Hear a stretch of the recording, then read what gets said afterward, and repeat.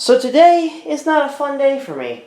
Even though I had a good day at work, today is the birthday of my arch nemesis. You know who I'm talking about. Anyone who remembers Dexter's Laboratory knows who I'm talking about. Mandark, right? Wrong. Actually, the only reason I hate September 3rd, sorry if I'm offending anyone born on September 3rd, other than the party I'm about to describe.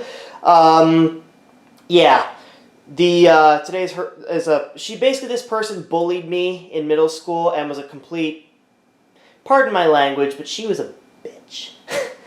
Yeah, she was not a nice person. I just gave away the gender, but whatever, it doesn't really matter. I'm not going to say your name, but you know who you are, and if you're watching this video, you may dislike the video, but do I really care? No, because you know why? You may have bullied me back in middle school, but you got what you deserved, because when you got to high school and thought you were the queen of the school because you were born in 1996 and everyone else born a year or two later, you got your butt handed to you.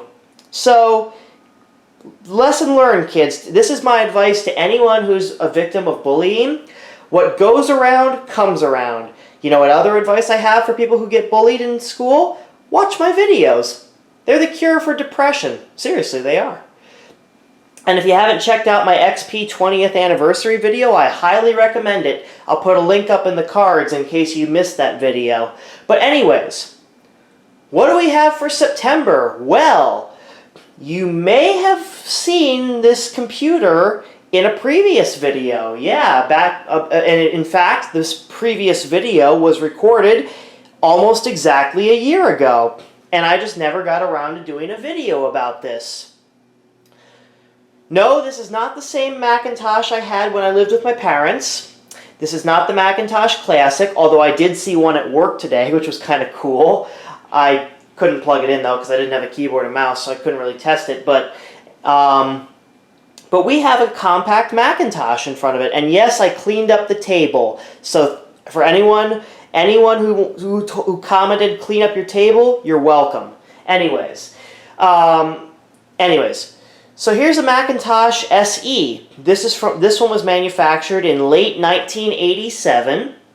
It was introduced in 87, in March of 87, discontinued in 89 when the SE30 came out. Now the Macintosh SE, let's talk a little bit about it before we dive into it. The SE stands for System Expansion, because the Macintosh SE, unlike other compact Macintoshes, was the first Macintosh to feature an expansion slot on the logic board. So you could add cards such as network cards and SCSI cards, stuff like that, to add functionality to your compact Macintosh.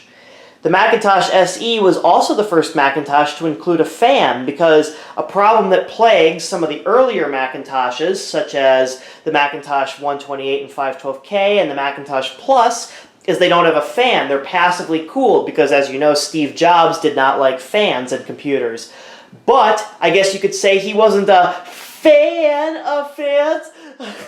Oh my God, that was such a cheesy joke. I'll go jump off a bridge now. Nah, I'm kidding. Anyways,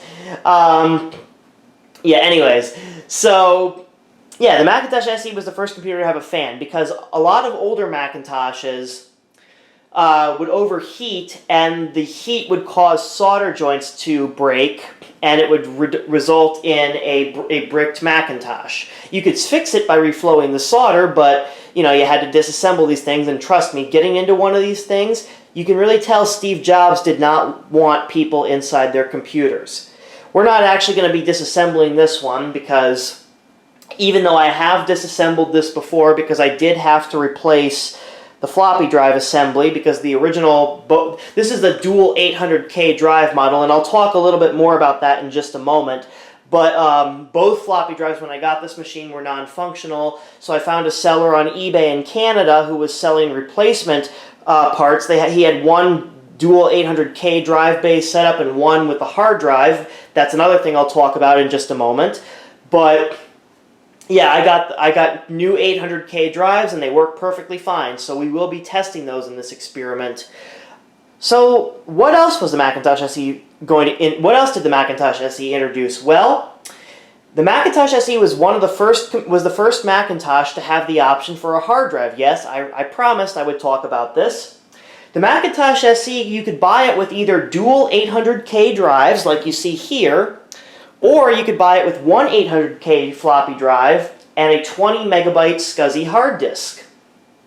So it was the first Macintosh to offer an internal hard disk option. This computer does not have an internal hard disk. That's what this is down here, a 40 megabyte Seagate hard disk. So that's what I actually use to boot this computer, which you'll see in just a moment. The Macintosh SE was also the first computer, the first compact Macintosh, but in that respect. Yeah, it featured a hard disk, and it was also the first compact Macintosh to introduce the option for dual 800K drives. As for specs, it uses a Motorola 68030, I believe. I want to say that's right. Maybe it's a 60, maybe even a 68,000. I know it's 8 megahertz. Yeah, you can tell I've already forgotten what I read on the Wikipedia article. I probably should have printed that page out. That would have helped. But it's a 68K processor. Originally came with 1 or 2 megabytes of RAM. This one has been upgraded to 4. And this one has the dual 800K drives, but like I mentioned earlier, it was also available with an 800K drive, floppy drive, and a 20 megabyte SCSI hard disk. So let's take a look at the machine. We're going to take a tour of it before we boot it up. And yes, I cleaned my camera lens properly this time, so we actually have a clear picture and the camera doesn't go drunk when I zoom in. Maybe I spoke too soon. I think that's actually just the glare on the screen that's bringing up the exposure. But anyways, so up top we have a 512 by 342 resolution display, monochrome CRT display. I'll get the camera to focus here. There we go. Sort of, maybe. There we go. We have the dual 800K floppy drives. If this were the 20 megabyte SCSI hard drive option, this would have a blanking plate and an activity light. Yes, for those of you who don't know, because modern Apple products do not have activity lights on them, but the Macintosh SE and SE30 both had activity lights for the hard drive. Oh, I forgot to mention the Macintosh SE was introduced in March of 1987, discontinued in '89 when the SE30 came out. But anyways, on the bottom here, we got the Apple logo here. We have a contrast adjustment, so you can adjust the contrast on the screen. On the side, we have nothing, really. On the back, I may have to get a better angle here. Bear with me.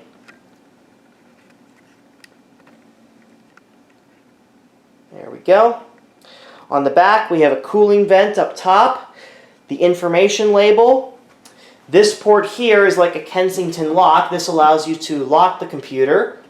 DC and AC power input here, power switch. And yeah, the ports are visible in frame. So we've got 2 ADB ports. Oh, that was the other thing. The Macintosh SE was the first Macintosh to introduce Apple Desktop Bus, ADB. Previous Macintoshes used a RS-232 serial cable for the mouse and a RJ11 phone cable for the keyboard, which plugged into the front of the computer. So we have 2 ADB ports here, external floppy disk port here, SCSI port here, printer serial port here, modem port here, TRS headphone out jack, and then this is where you could actually install an expansion card, such as a network card if you wanted to take this thing on the net, not that you'd want to, but you could install that right here. Of course, it had to be done by an authorized Apple retailer, but... And the power, the reset, and programmer interrupt buttons are on the side, but this model, I do not have the actual switch for it, so I won't be able to show that. But now I'm going to take the camera off the tripod. We'll take a look at the keyboard and mouse. So here we have the Apple Design Keyboard 2. Unfortunately, this is not the original keyboard that would have come with this computer, but seeing as I don't have the original keyboard that this computer would have come with, this is what I'll be using for this video. Just pretty standard. The power key does not work because this, actually this is the Apple Design Keyboard 1, my bad. But yeah, the power key on this keyboard unfortunately cannot be used to power up the Macintosh because this Macintosh does not support soft power, so you actually have to use the power switch on the back. But I do have the original mouse that it would have come with, the Apple Desktop Bus Mouse, ADB mouse. There's the wheel down there, Apple Desktop Bus Mouse, and this is the original one-button mouse that the computer would have come with. In addition, as I mentioned earlier, I have a 40 megabyte SCSI hard disk here, which we will be using to boot the system, and we will also be installing a game on this system. Hopefully it works. If not, I'm gonna cry. No, I'm kidding. Anyways, let me put the camera back on the tripod, and we'll get this thing started up. Alright, so we are back. We've got the Macintosh SE all set up and ready to go. So now, I'm going to go ahead and first I'm going to turn on the hard drive. And the power cable came loose. Let me try that again.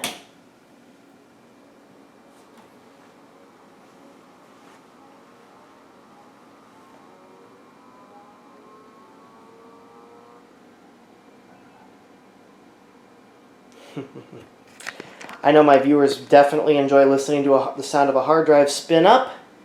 So now we'll give that, now that we've given that a moment to warm up, now we'll switch on.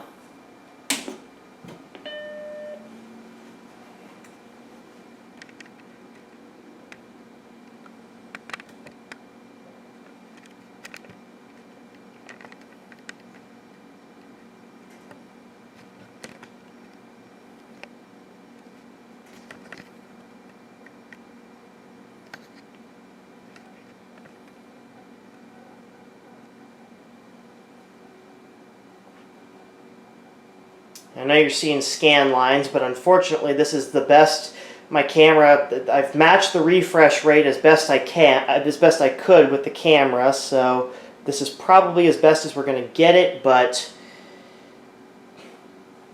yeah, I bet your modern Mac doesn't boot up that fast now, does it? I could also boot up off of a floppy, but I've decided not to. So first let's take a look at what we're running here. So we are running System 6.0.8.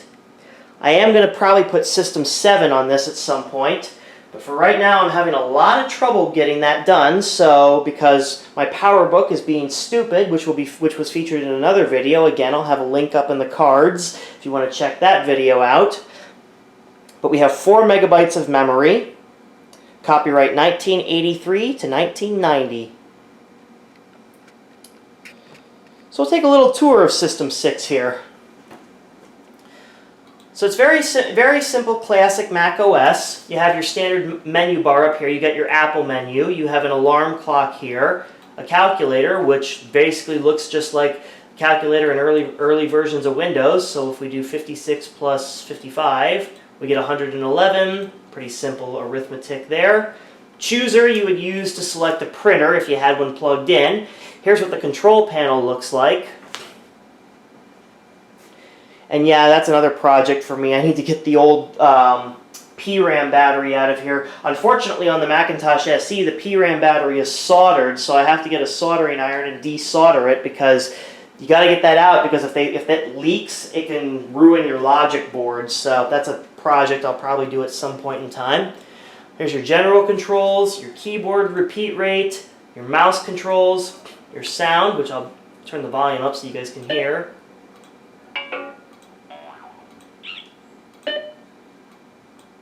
Yep.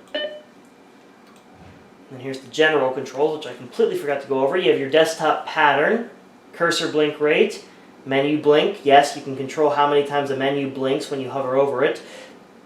Date and time, if you want military time or 12-hour time.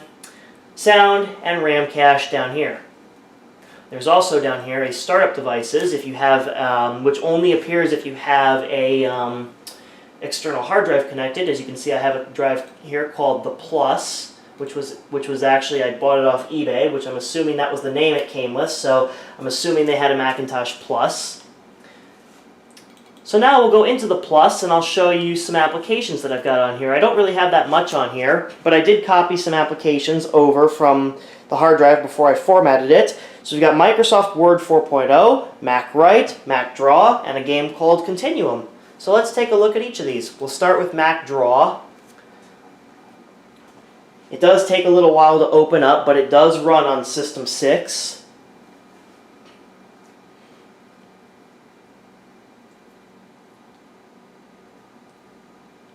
And actually, I really don't know how to use Mac Draw, so I just figured it was like Mac Paint, kind of. But I guess it's more like a Photoshop type program, maybe. I actually never really had that much experience with Mac Draw. I know Mac Write is Apple's version of, was basically Pages back in the day, or as some might remember, Claris Works. But yeah, this predates Claris Works, so.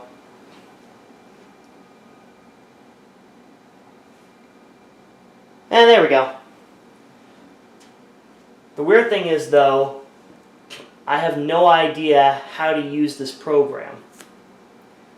I mean, there's different types of fonts and sizes and fill, so maybe I can select a stripe pattern, lines, can I draw? Yeah, see, I honestly have no idea how to use this program. But yeah, supposedly it's like Microsoft Paint almost. Just allows you to draw shapes, but maybe because I don't have a canvas, so let's see, revert, show clipboard. Maybe if I hit new, can I draw on this? Nope.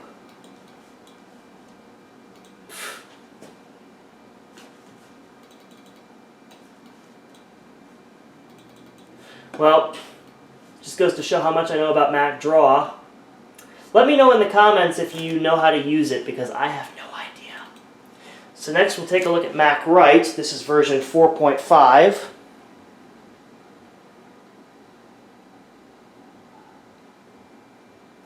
And as you can see, it looks like a very standard word processor, so I can just type something in here.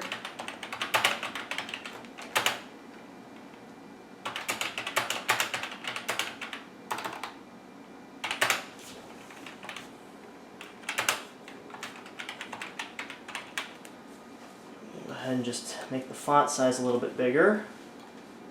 We'll use Geneva font, which is the default. Align center. And we will increase the size. So we'll make it 18 point. Center it.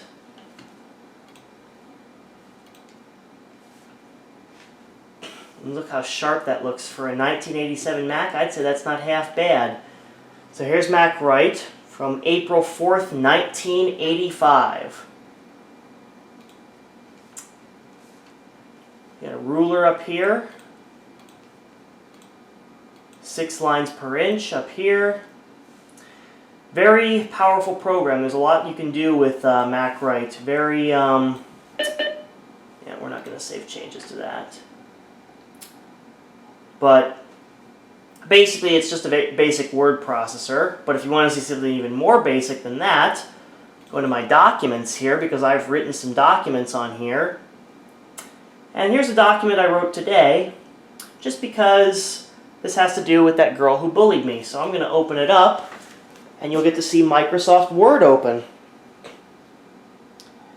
So this is Microsoft Word version 4.0 from April 10th of 1989.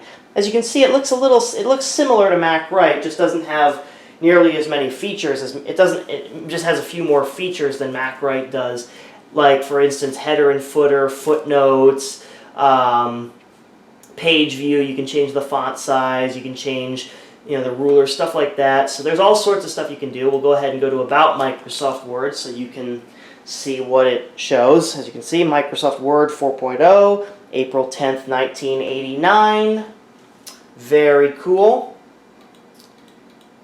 So I'll read this document, and you tell me what you think. If it has, basically I wrote this because I actually, for those who don't know, I do like to write fictional stories in my leisure time. I'm actually working on a novel as we speak in Google Docs. So, yes, for those who didn't know, I have a bit of a creative side too. There's all these secrets you don't know about me. I'm secretly a serial killer. No, I'm kidding. Yeah, I know, there's all these secrets about... Everyone has their own secrets. Anyways, let's see what we got. Have you ever seen the movie The Lion King? Well, today, Tuesday, September 3rd, 1996, a baby of royalty was born. Her name is... No, this is not her real name, so please don't freak out when I say it. Ilalini Benito Anthony. She was born here in Lodi, New Jersey. Now, that is actually true. She was born in Lodi, New Jersey, at the local hospital near Hackensack. Honestly, from what I was hired to film today, was a complete disgrace to the entire state of New Jersey. Her parents are calling her the Queen of Lodi, and actually I forgot to put that in quotes and capitalize it. Yay me, great grammar, Ben. Even though we are not in her home country of Italy, and even if it were, Italy does not have a king and queen. What I saw was basically the birth of, well, I probably shouldn't say the name just because it does get into politics, so I'm going to censor that. If you want to read that, go right ahead. Again, I don't get political in my videos, but, whatever you think of that person's name, I respect it. You're my friend either way. Yeah, whatever. I mean, the point is I try to keep my nose out of politics. I don't let politics tear people apart. Anyways, another baby born with a gold diamond in her mouth. Actually, I should correct that to his mouth. You can tell I didn't proofread this. This is a rough draft. I'd probably get an F on this if I turned it into my teacher if I were still in school. Anyways. Honestly, I am just so glad that the whole event is finally over and I can come home to my computer to rant about what I saw. It was basically like the parents were praying to their newborn baby, almost as if she were a deity. Surely I would have rather been at home playing Doom than videotaping the birth of a royal tyrant. All I could think about was the motto of the Commonwealth of Virginia. I don't know how to write it in Latin. Legitimately, I don't. But I do know that it means always to tyrants. It's like some... Yeah, that's great Latin there, Ben. I foresee a trust fund baby here. The parents are going to spoil the living hell out of this child and give her everything her little cruel heart desires. I feel that this kid will be an absolute menace. Why does this enrage me so much? Have you ever seen what happens with kids who are given everything they want by their parents? They act like selfish, immoral, immature delinquents. They bully people in school, which is why I wrote this document, because this is a parody of someone who bullied me in school, hint, hint, and only hang out with the cool kids. This baby is no exception. So if we backtrack to earlier today, I will tell you my side of the story. The Anthony family already has another daughter named, well, actually, that is not the real name, so I will forever hold your peace, which is not an Italian name. So why they gave this younger child a proper Italian name eludes me. She was born in 1986. No, that was not really the year this person was born, but I just wrote that because, again, this is fiction, a decade ago. Why there is such an age difference also puzzles me. You would think that they would have both of their children in the 80s, but that is just how eccentric the parents are. I went to Hackensack Medical Center after waking up at 6 a.m. Eastern Time. I grabbed my camcorder and was there to witness the magical moment when the mother gave birth to this gem of a child. When it was all over and done with, I started talking to my close acquaintance, Bailey Thompson, again, not the person's real name, who will be 35 years old tomorrow morning. A special birth certificate was created. It read, let me scroll down. Yes, it read scroll down. Today marks a historic day in the state of New Jersey and Bergen County. Let it be known to all counties, cities, towns, townships, boroughs, and villages that today, September the 3rd, in the year of our Lord, 1996, that a dictator is born. All shall observe and bow to this deity as she ages and observe Monarch Day every September the 3rd. This omnipotent child shall be guarded and cherished by all residents of our great state. She shall be treated with nothing except honor and respect. This absolutely enraged me, as this child is no deity at all. I was even forced against my will to bow down to her in the hospital. I refused at first, being Jewish. As a Jew, the only person I bow to is our one and only eternal God. I felt like Mordecai in Haman's day. I was ultimately forced to bow, or else I would have been sentenced to 20 years in prison. I feel contrite about bowing to her ungodly ass, but I had no other choice. I think when God realizes that I had a family and a daughter, not that I really do, I could not afford to be incarcerated for 20 years without any possibility of parole. I will explain this on Yom Kippur this year. I also found out that the entire family is anti-Semitic. I probably shouldn't have written that, but... And no, they're not really anti-Semitic. Again, parody. This made my blood boil at 212 degrees Fahrenheit. I predict that this child will be a nuisance to everyone she encounters. She will be a female version of Adolf Hitler. Probably shouldn't have written that, but again, this is a parody. South Park does it too. I still fail to understand why her parents had their children 10 years apart from each other. And that is what I wrote. Yeah, this is just really not really a story. This is just some fictional stuff I made up in my leisure time, and I just spent about an hour writing this just because why the hell not? And yes, this is based on a true story, but of course the names and characters have been changed. So now, I do have a game called Continuum on here, but now I'm going to showcase the floppy drives. I have here an 800K floppy disk containing the game SimCity. I'm going to go ahead and put this in. And there we go. We'll click on the disk. And now we have SimCity 1.11 and a scenario file.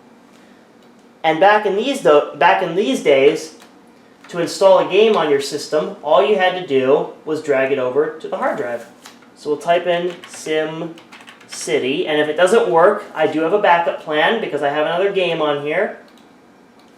So we are going to copy both of these files to the SimCity folder on the hard disk. Okay, I guess I can't paste it there. Oh, you know what? I forgot. This doesn't have this predates copy paste. So what we actually have to do is drag them to the disk. There we go. And now you get to hear the magical sounds of a floppy drive. I'll be quiet for this.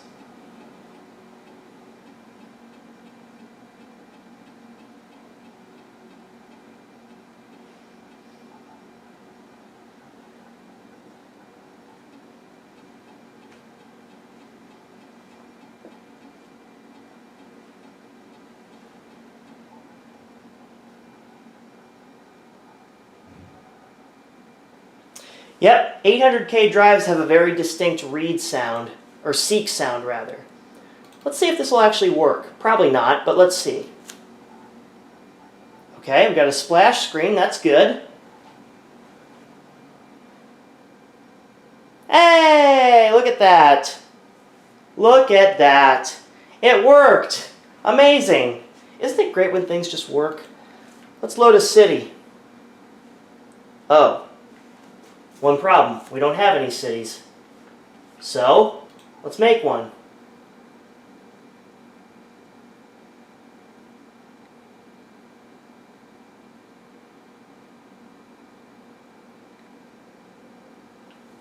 So we'll just use this map. Set a easy city name. How about somewhere? How about... I know. biatch. And the reason I say that is because, oh yeah, I forgot about this.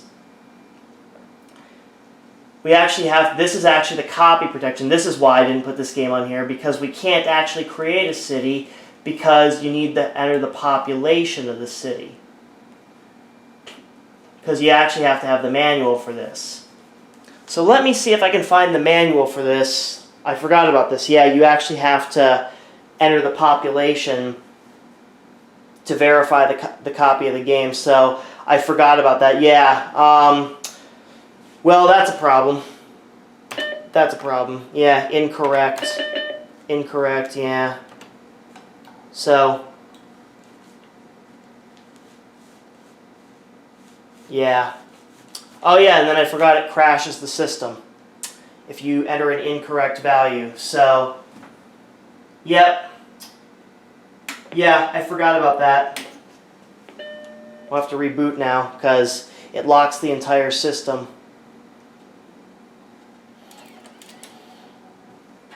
Yep, so, yeah, I forgot that copy of SimCity actually has a copy protection. I actually do have a, well, actually, you know what, maybe I can get this to work. Because I have here a copy protection folder on my,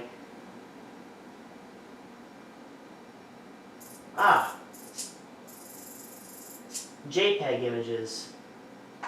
Can I open these? Oh man, I can. Hold on, hold on. Hold your horses. Hold your horses. We may be okay. We may be okay. Let me try this again. Because actually, I just realized on my PowerBook, I actually downloaded the manual so I can get the population. So let me do Start New City. We're going to try this again, but this time we're actually going to go. Okay. I can't bring my PowerBook over here. Easy. Somewhere is fine. Okay, so page. All right. Let me get my PowerBook. So we want page, okay, what, okay, so that is the right page. City, okay. Let me see if I can find that.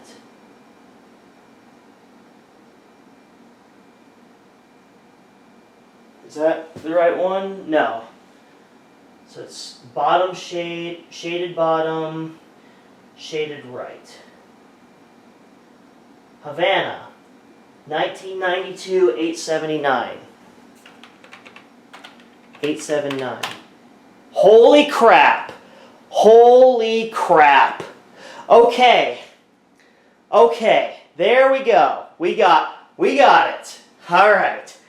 Whew, that was fortunate, actually. Yeah, I forgot. I actually have my PowerBook G3 over there. Yeah, I forgot I have the copy protection codes. So. Yeah, but that's, I was going to say, yeah, I thought we were going to be screwed there for a second.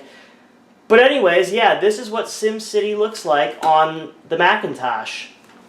This is SimCity version 1.11, concept and designed by Will Wright. Here are the credits. If you want to pause and read that, you may. So basically, this is what SimCity looked like back in the 80s before it was new, when it was new. And yeah, you can, as you can see, you can just build whatever you want. You can build roads. You can build residential zones. You can basically just play the game however you wish.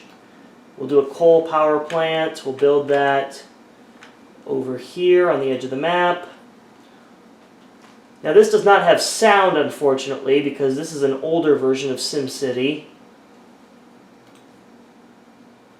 But, can you? Oh yeah, it does auto bulldoze. So we'll give those power. We'll build a commercial zone here. And give it power. Oop, that's not power. What power lines?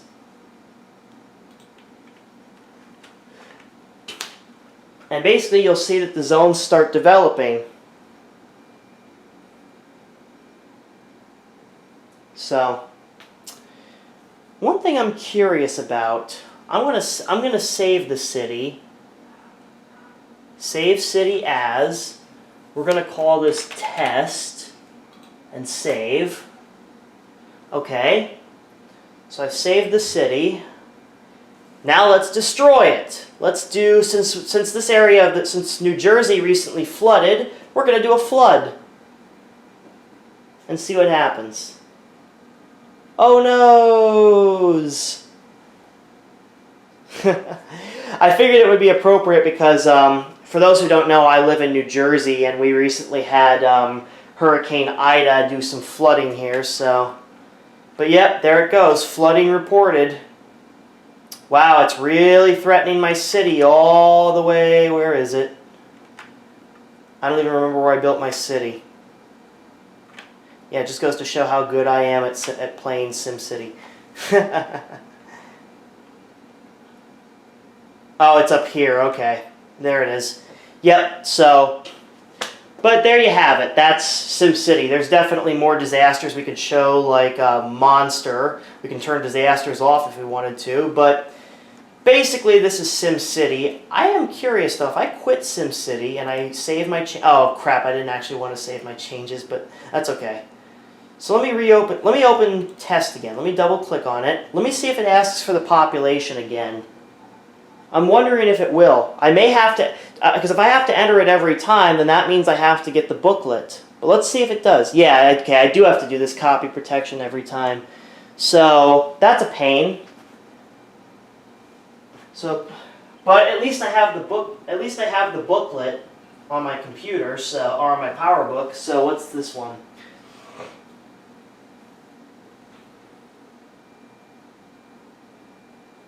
So is that Beijing?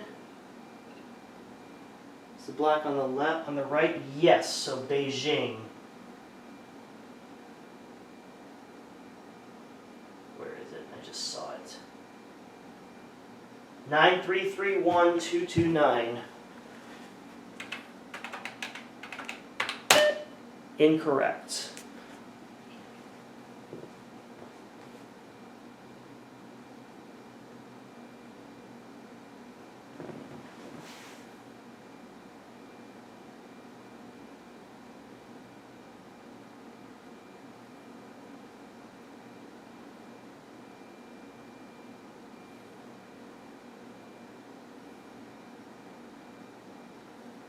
Oh, 9331229.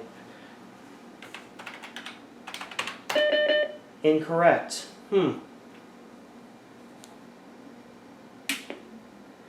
is kind of stupid that you have to restart the computer if you enter an incorrect value twice, but hey.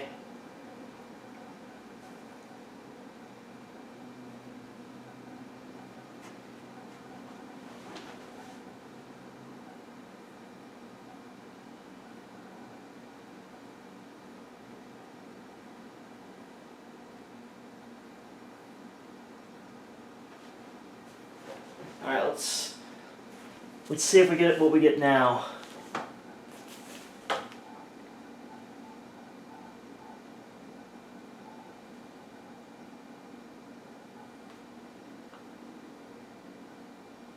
So, okay, so that's the right page. City. Okay, let me see if I can find that.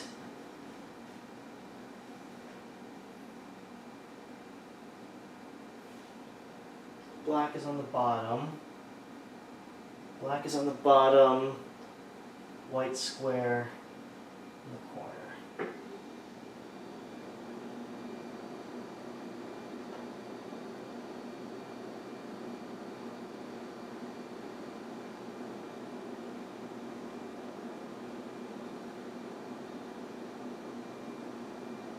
One 757-733. 1757 733. Okay, it worked that time, so I'll need to obtain a version of SimCity that doesn't have that copy protection, because that's a pain to have to keep doing that every single time you want to play the game. But we'll destroy the city. How about we do Monster. I know that's what you're all looking to see, so we'll do a monster attack. Oh, there is sound here. A large reptilian creature has been spotted in the water. It seems to be attracted to areas of high population. There is a trail of destruction wherever it goes. As a last resort, try calling. If you know how to read Japanese, post what that says in the comments below. Other than that, wait till he leaves, then rebuild from the rubble. And there's our monster, destroying trees. And not even remotely close to our city. I don't even know if he can go in the water. A monster has been sighted. Yeah, he can go in the water. Obviously not Godzilla, right?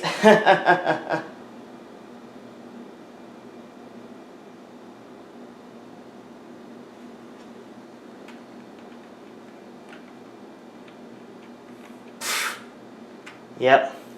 Yeah, real threatening. We won't save changes. Yeah, I actually don't know why if you enter 2 incorrect populations, why it locks the entire computer and you have to restart it, but anyways. So yeah, that's the Macintosh SE, a revolutionary computer for the time, definitely. My camera battery's getting low, but I figured this would be a good video for September, just something nice and retro to play with, because why not, right?